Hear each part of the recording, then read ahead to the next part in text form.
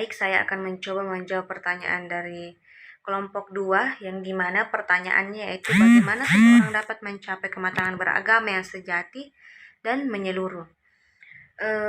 Menurut saya ada beberapa cara tahap yang harus kita lakukan. Yang pertama itu kita harus belajar. Belajar yang dimaksud di sini yaitu mempelajari lebih dalam tentang apa sebenarnya agama itu. Terus caranya itu kita harus mendengarkan kajian-kajian lebih banyak lagi, mendengarkan ceramah dan sebagainya. Kemudian kita harus memperbanyak mengintrospeksi diri. Kita harus selalu mengingat apa yang telah kita lakukan, apakah itu baik dan buruk. Jika buruk, maka berusahalah kita untuk meninggalkan hal tersebut. Dan jika baik, maka tingkatkanlah dan maksudnya harus ditingkatkan lagi kebaikan itu. Yang ketiga itu memperbaiki hubungan dengan Allah Subhanahu wa taala. Yang dimaksud di sini yaitu memperbaiki lagi sholat kita. Siapa tahu sholat kita belum bagus, jadi kita harus memperbaikinya lagi untuk mencapai kematangan beragama ini. Dan lebih banyak berzikir. Kemudian yang terakhir kita harus konsisten atau istiqomah dalam melakukan hal-hal ini untuk mencapai kematangan beragama. Ya, jika kita sudah mencapai kematangan beragama ini, tentunya kita bisa bertoleransi dan saling menghargai karena kita sudah mencapai hal-hal dalam kematangan beragama. Assalamualaikum warahmatullahi wabarakatuh. Kami dari kelompok 8 akan menjawab pertanyaan dari kelompok 3. Bagaimana kita bisa mengetahui ciri-ciri kriteria orang yang matang dalam beragama dan apa saja indikator di dalam kematangan beragama? Baiklah, saya akan menjawab pertanyaan dari kelompok 3. Di dalam Al-Quran, ciri orang yang matang di dalam beragama antara lain ia sangat cinta kepada Allah, di mana ketika kita menanamkan rasa cinta kepada Allah di dalam diri kita akan lebih mendekatkan diri kita kepada Allah dengan melaksanakan suatu ibadah. Itu telah tertulis di dalam Quran surat Al-Baqarah ayat 165. Dan ketika kita rajin membaca Al-Quran, maka kematangan beragama itu akan muncul di dalam diri kita. Dan yang kedua, beriman kepada semua nabi. Ketika kita beriman kepada semua nabi, kita akan lebih menanamkan di dalam diri kita rasa cinta kepada nabi. Dan kita akan melakukan sholawat dan itu telah tertulis di dalam Quran surat Al-Baqarah ayat 136. Itu akan membentuk kematangan beragama dalam diri kita dan memiliki keimanan yang mantap dan senantiasa beribadah dan mengabdikan diri kepada Allah. Ketika kita memiliki keimanan di dalam beribadah, kita akan lebih menjalankan semua rukun-rukun yang telah kita jalankan seperti sekarang, yaitu melaksanakan salat 5 waktu.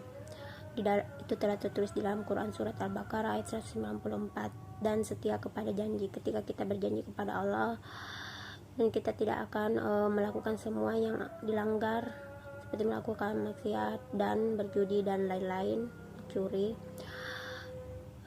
itu telah tertulis di dalam Quran surat Al-Baqarah ayat 177. Indikator dalam kematangan beragama itu aspek-aspek dalam kematangan beragama. Yang pertama, aspek pikiran, di mana indikatornya meliputi pemahaman prinsip dasar agama, kesadaran atas keterbatasan di dalam ilmu dan keimanan. Yang kedua, aspek perasaan, di mana indikatornya itu motivasi beragama, syukur, sabar, perasaan dekat dengan Tuhan, dan toleran. Dan yang terakhir yaitu aspek tindakan, indikatornya itu praktek ibadah dan kepedulian. Baiklah, itu tadi jawaban dari kelompok 3 yang kami jawab dari kelompok.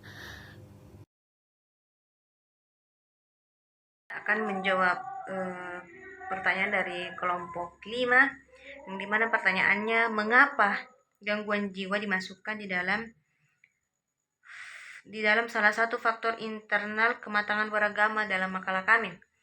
Alasannya ialah karena kelompok kami masukkan faktor internal kematangan beragama. Kita tahu bahwa agama merupakan salah satu peranan bagi kesehatan mental. Karena pengalaman agama dalam kehidupan sehari-hari dapat membentangi orang dari kejatuhan kepada gangguan jiwa dan dapat pula mengembalikan kesehatan jiwa bagi orang yang gelisah. Kenapa kami memasukkan faktor internal di makalah kami? Karena faktor internal ini berhubungan erat dengan agama. Ketika seseorang mengalami gangguan mental, maka disitulah agama berperan penting sebagai benteng pelindung diri dari gangguan kejiwaan, sehingga kematangan agama yang tertanam dalam diri individu sangat dipengaruhi oleh kepercayaan orang tua, teman sebaya, terus iman sebagai sebuah motif dasar, sehingga berkaitan erat dengan kondisi psikologi seseorang. Baiklah, saya akan beralih menjawab pertanyaan dari kelompok 6. Seperti yang telah disebutkan bahwa kematangan beragama sebagai watak keberagaman beragama yang terbentuk melalui pengalaman, di mana pengalaman-pengalaman itu sendiri yang akan membentuk respon terhadap objek atau stimulus yang diterimanya, yang berupa konsep dan prinsip-prinsip, yang pada akhirnya konsep dan prinsip-prinsip itu terbentuk di dalam diri individu dan akan menjadi bagian penting dan bersifat menetap di dalam kehidupan pribadi individu sebagai agama. Nah, bagaimana menurut pemateri tentang konsep dan prinsip-prinsip yang terbentuk dari pengalaman tersebut menjadi bagian penting dalam kehidupan pribadi individu sebagai agama? Baiklah, saya akan menjawab pertanyaan dari kelompok 6.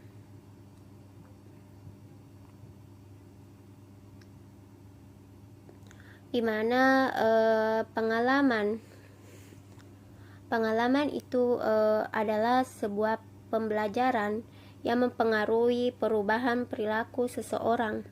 Ketika seseorang memiliki peran agama di dalam kehidupan individu, itu berfungsi sebagai sistem nilai yang mengandung norma-norma tertentu. Karena adanya pengalaman agama itu akan mempengaruhi berbagai motivator untuk mendorong individu melakukan aktivitas, karena tindakan yang dilakukan dalam konteks keyakinan agama itu akan dipandang sebagai unsur kesucian dan ketaatan, di mana pengalaman agama yang berperan sangat penting dalam mengatur sendi-sendi kehidupan manusia dan mengarahkannya kepada kebaikan bersama. Terus adanya pengalaman pendidikan di dalam Islam itu sangat penting dalam membentuk karakter generasi muda, karena agama Islam menekankan pada nilai-nilai moral dan spiritual yang sangat penting bagi kehidupan manusia. Ketika seseorang mempunyai pengalaman pendidikan yang ia jalanin seperti sekarang ini, itu akan membantu generasi muda untuk memahami nilai-nilai moral dan spiritual ini dan mengembangkan karakter yang baik. Dan adanya pengalaman dalam mengikuti ibadah, di mana ketika seorang anak memperoleh dasar moral yang kuat untuk membentuk karakter mereka, itu terlebih dahulu seorang anak itu akan melaksanakan suatu ibadah, mencoba belajar untuk menjalankan rutinitas sholat 5 waktu,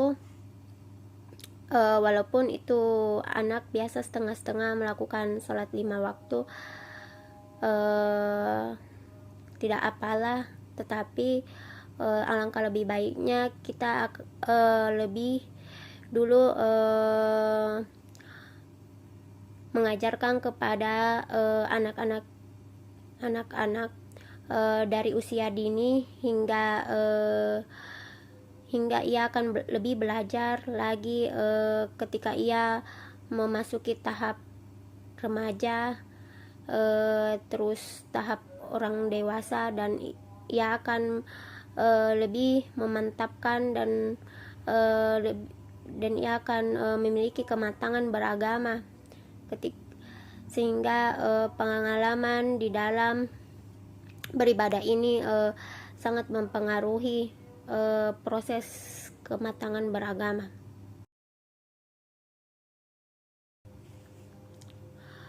Baiklah, saya akan beralih menjawab pertanyaan kelompok 7.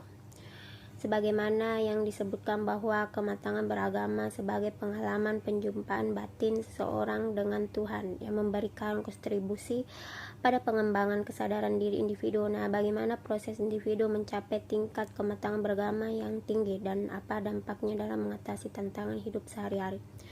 Baiklah, saya akan menjawab pertanyaan dari kelompok 7, di mana dalam mengatasi hal tersebut terlebih dahulu kita harus mencari atau memiliki teman-teman yang saleh.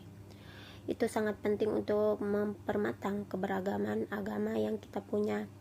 Terus ketika kita memiliki teman-teman yang saleh, kita akan lebih terarah dan kita akan lebih bersemangat untuk beragama secara baik dan benar. Ketika kita melakukan penyimpangan dalam memahami dan mempraktekkan dan menghayati agama, orang-orang yang saleh akan meluruskannya. Bila ada kekendoran dalam beragama, orang saleh akan membantu menyemangati lagi keberagaman agama yang kita punya. Itu akan membentuk kematangan beragama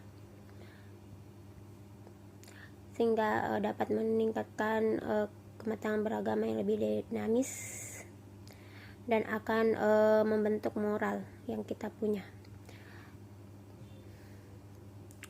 Dan adanya pengalaman, ketika seseorang itu memiliki pengalaman, itu akan membentuk kematangan agama yang ia punya. Karena pengalaman itu ibarat kata menurut saya seperti sebuah motivasi perjalanan hidup seseorang. Ketika seseorang mempunyai pengalaman, ia akan lebih berhati-hati dalam memutuskan dan mengambil tindakan.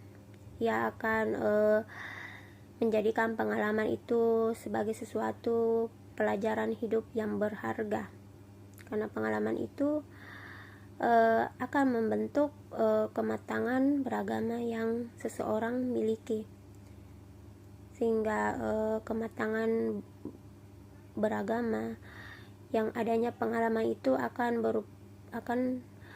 sedikit demi sedikit akan meningkatkan pengetahuan agama yang kita miliki.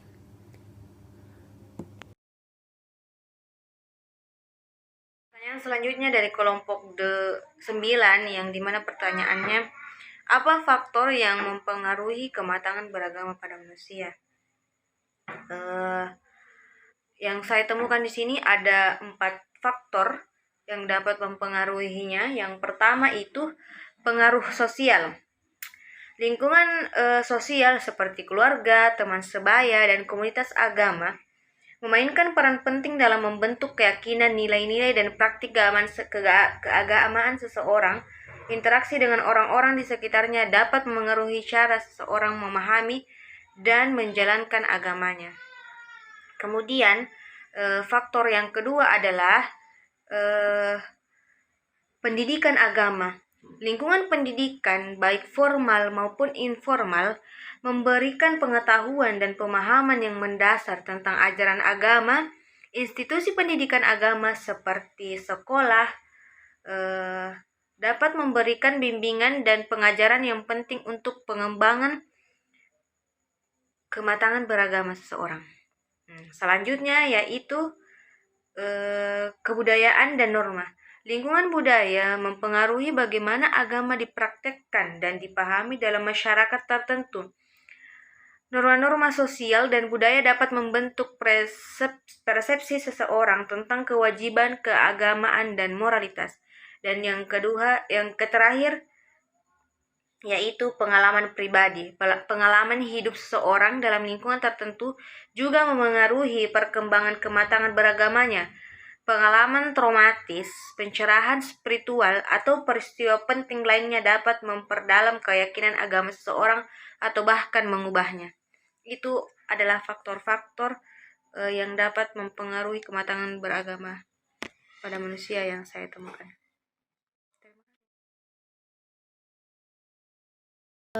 Saya akan beralih menjawab pertanyaan dari kelompok 10. Bagaimana ciri khas kehidupan orang yang sudah memiliki kematangan di dalam beragama? Baiklah, saya akan menjawab pertanyaan dari kelompok 6. Bagaimana ciri-ciri orang yang sudah memiliki kematangan beragama? Di mana ciri-ciri orang yang memiliki kematangan beragama, yaitu pertama, ia akan lebih kritis.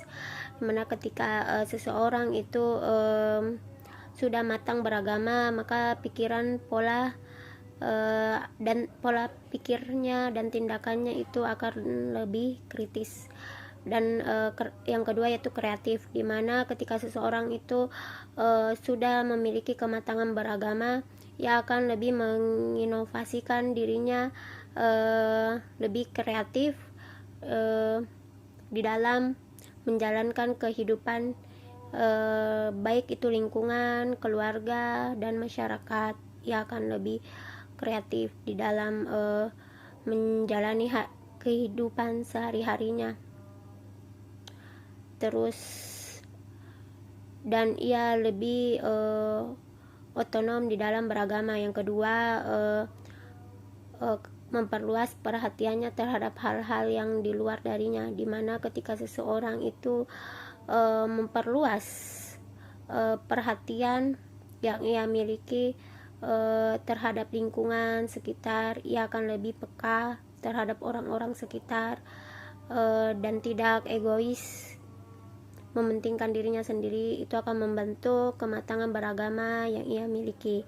Dan yang ketiga, keagamaan matang tidak puas semata-mata dengan rutinitas ritual. Nah, seseorang yang memiliki kematangan beragama, di mana ia tidak akan puas atau tidak cukup, merasa hebat. Pertanyaan selanjutnya dari kelompok 12 yaitu apakah kematangan beragama bisa diukur secara objektif? Yang saya dapatkan pengertian objektif itu dilihat dari secara fakta dan nyata tanpa dipengaruhi oleh perasaan pribadi. Sedangkan menurut saya untuk melihat kematangan beragama seseorang itu tidak hanya melihatnya saja, tapi menggunakan perasaan dengan cara memperhatikan orang itu dengan melihat sikapnya terhadap orang lain, apakah baik, apakah dia orang yang jujur. Cara melihat kematangan beragama orang itu dengan cara memakai perasaan sih, kalau menurut saya. Baik, terima kasih. Baiklah, cukup sekian dari materi kelompok 8, dan kami sudah berusaha untuk menjawab pertanyaan dari semua kelompok. karena segala sesuatu itu datangnya dari Tuhan. Dan kami kelompok 8 mohon maaf kalau sekiranya ada kesalahan kata ataupun segala kekurangan yang kami miliki itu datangnya dari Tuhan, dan kami hanya manusia biasa yang tidak luput dari kesalahan, tapi kami berusaha untuk dapat menjawab semua pertanyaan-pertanyaan yang masuk di dalam kelompok kami, kelompok 8. Dan cukup sekian pembawaan materi dan jawaban dari kelompok 8. Saya mengucapkan wabillahi taufik wal hidayat. Assalamualaikum warahmatullahi wabarakatuh.